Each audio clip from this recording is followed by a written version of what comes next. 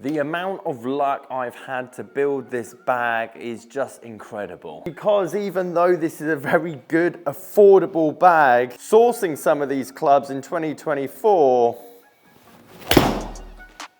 can be a challenge, but not impossible, and for a lot of you could be the answer that you're looking for. However, even though this bag is great, nothing is as great as the story behind them. It's been 8 years since the last Open was held at Royal Troon, and hands down that tournament will go down as one of the most exciting finishes to a major in history. And that's down to Phil Mickelson shooting 65 in the final round and Henrik Stenson shooting a 63. But wait till I show you the clubs that he did it with, because a 63 is a 63.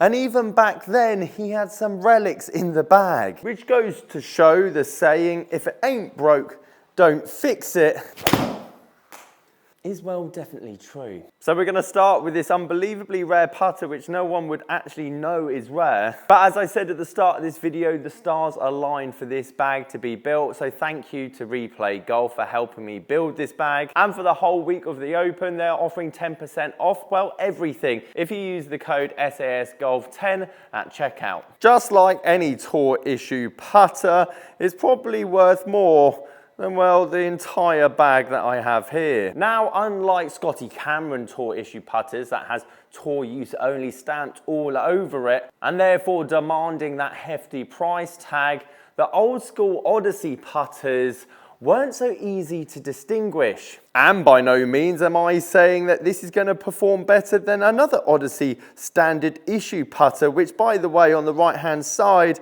is a great purchase for you guys that are looking for affordable, forgiving putter head. But how do you tell the difference? Because if it is a tour issue putter, then, well, it comes with a bigger price tag. And let's be honest, if you found one of these at a regular price because someone doesn't know that this is a tour issue putter, well, it'd be a great addition to your collection, even if it's just a talking point in your man cave. Now, Henrik Stenson didn't have the hashtag 7M, he had the 7H, but this is a very successful head style. Ian Poulter winning many Ryder Cup tournaments with it, Luke Donald reaching world #1 ranking with this style putter in the bag, and obviously the 63 around Royal Troon when Henrik used it to great effect. So here's your telltale signs. It's glaring you in the face, and obviously the colorway, which, to be honest, until researching this video, I had no idea that this color only came in the tour issue of this generation. Butane finish is what we call this, where it's brown and gray matte on top, and again, looks good. The other telltale sign is this little serial number band you see at the top here that starts with a J, and again,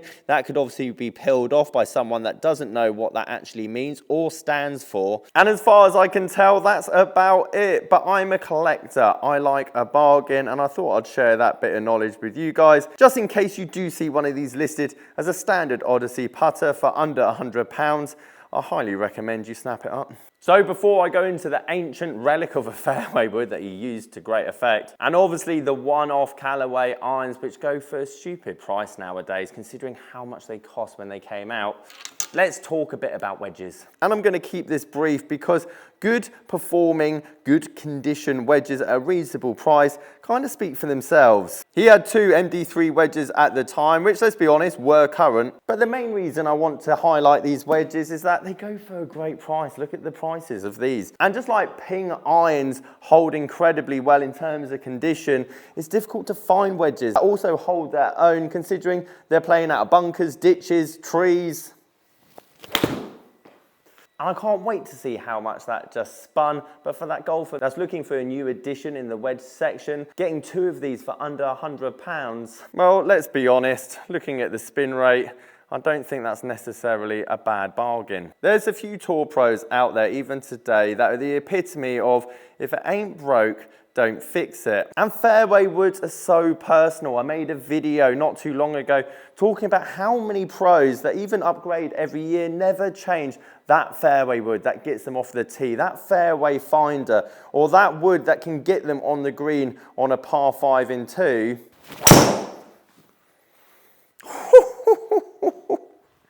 Can't believe this thing costs less than 40 quid. That's actually hilarious. Now, of course, I've pull hooked that, hence why it's gone so far. But to sum up what I was saying, distance doesn't really matter when it comes to a fairway wood. Confidence does. And when you find a fairway wood or even a hybrid that you love, forget the age. If it does the job, just please don't get rid of it. Hence why I have to say a massive thank you to Replay Golf for again having this in their store, the Octane Diablo 15 degree fairway wood. Oh, she is gone. Now this is smaller than normal, not as forgiving, and to be perfectly honest, as I said at the start, I probably won't recommend this to a lot of you, even if it is a more affordable option. Mainly because if you don't hit out in the middle, it's not going to be as forgiving as more modern day woods that are similar price, but also trying to find one is near on impossible. And apart from these going incredibly long, because I'm not necessarily hitting down on it, that's a bit better. Jesus, even that's low spinning. All right, I take it back. This is the most lowest spinning fairway wood I've tried in an incredibly long time. Down on it, neutral. Okay, tiny bit forward leaning, but that's just stupid. Okay, it's big stick time, and unlike the fairway wood, I'm going to recommend this to all of you that are just starting the game. And as no surprise, I've recommended it a lot in previous videos already. Hence why we're not going to spend a long time on it like we are the irons, because the irons are incredibly rare and very unique on a Callaway standpoint. But as I've said, we've covered this driver a lot. Why? Because it's super forgiving. Why? Because there's loads of shaft head combinations out there. Why? Because it's incredibly affordable for what it is. Now, I love it when tour pros use the forgiving heads, the 460cc heads, because it does highlight that you don't necessarily need a low spin driver head that's not as forgiving to, well, get the ball out there. Tiny bit high off the face, but she's definitely going to go down there. Not as far as the fairway would, but technique trumps technology any day of the week. And because I've hit up through the ball and kept my launch angle relatively low, the spin is going to be less than most. Now, obviously, that can still be dropped by shaft and head combination to shift it down 400-500. But for a lot of you, you're looking to shave off 2,500 worth of backspin of your driver because it's spinning at 4,500-5,000. No head and shaft combination is going to help that. Technique definitely will. You have no idea how long I've waited to test these irons. Because back in 2013 when these were released, the price tag on them was so high, which was at the time almost £300 more than a set of Apexes. And to be honest, these irons' attributes are very unique to certain golfers out there. However, for what they are when it comes to rarity, manufacturing, the story, why do these even exist?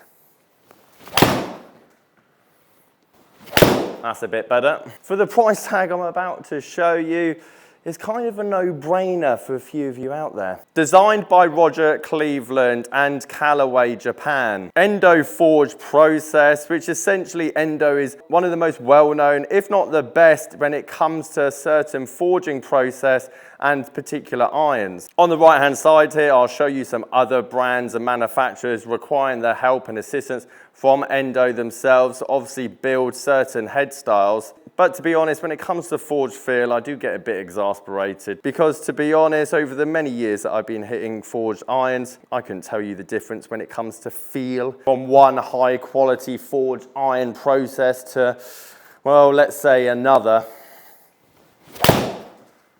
However, my leaks out to the right could probably tell you the next step that I'm about to talk about, which is quite unique. You see, if you don't want offset in this game, well, the less offset clubs are basically, well, blades. But at the same time, not all of us want to play with blades. Very rarely do we play blades. The other aspect, which I want to talk about now, which I imagine Roger Cleveland had a bit to do with, was the amount of spin that these can provide.